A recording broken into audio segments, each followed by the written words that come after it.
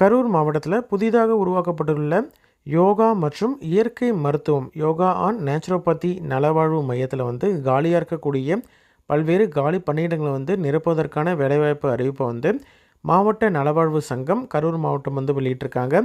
இதற்கு அப்ளிகேஷன் வந்து சென்ட் பண்ணுறதற்கான கடைசி நாள் 7/11/2025 மாலை 5 மணிக்குள்ளே உங்களுடைய அப்ளிகேஷன் குறிப்பிட்ட அட்ரஸ்க்கு ரீச் ஆகிற மாதிரி பார்த்துக்கணும். சரிங்களா? என்னென்ன போஸ்ட் யாரெல்லாம் எலிஜிபிள் அப்படின்றத ஒன் பை ஒன் பார்க்கலாம். கன்சல்டன்ட் யோகா ஆன் நேச்சுரோபதியை பொறுத்த வரைக்கும் 5 வேகன்சி இருக்குது. 40,000 ரூபாய் வந்து பெர் மந்த் சேலரி.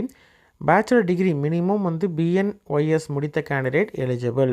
கான்ட்ராக்ட் பேசிஸில் இருக்கக்கூடிய இந்த பணியிடத்திற்கு மேக்ஸிமம் ஏஜ் லிமிட் 59 வயது. அதற்குள்ளே இருக்கக்கூடிய யார் வேணாலும் அப்ளை பண்ணலாம்.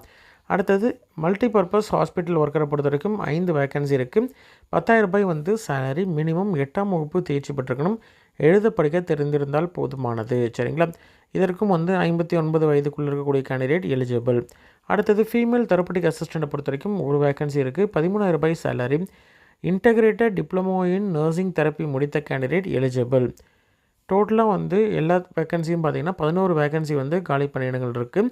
அப்ளிகேஷன் அனுப்புறதுக்கான அட்ரஸ் என்னென்னு பார்த்திங்கன்னா நிர்வாக செயலாளர், மாவட்ட சுகாதார அலுவலகம், மாவட்ட நலவாழ்வு சங்கம், டிஸ்ட்ரிக்ட் ஹெல்த் சொசைட்டி, மாவட்ட ஆட்சியர் அலுவலக வளாகம், கரூர் மாவட்டம், கரூர் 639007 அப்படின்ற இந்த அட்ரஸ்க்கு அனுப்பணும்.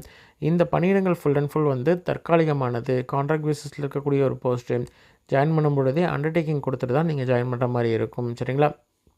நேர்லையோ அல்லது தபால் மூலமாகவோ நீங்கள் வந்து அப்ளிகேஷனை வந்து சென்ட் பண்ணலாம். அதே மாதிரி அப்ளிகேஷனை வந்து நீங்கள் என்ன போஸ்ட்டுக்கு நீங்கள் அப்ளை பண்ணுறீங்களோ அதற்கான எஜுகேஷன் குவாலிஃபிகேஷன், எசென்ஷியல் குவாலிஃபிகேஷன்லாம் உங்கள்கிட்ட இருக்கா அப்படின்றத நீங்கள் செக் பண்ணிக்கணும். சர்டிஃபிகேட்ஸ் எல்லாத்தையும் ஜெராக்ஸ் நீங்கள் வந்து என்க்ளோஸ் பண்ணி அனுப்பணும். சரிங்களா?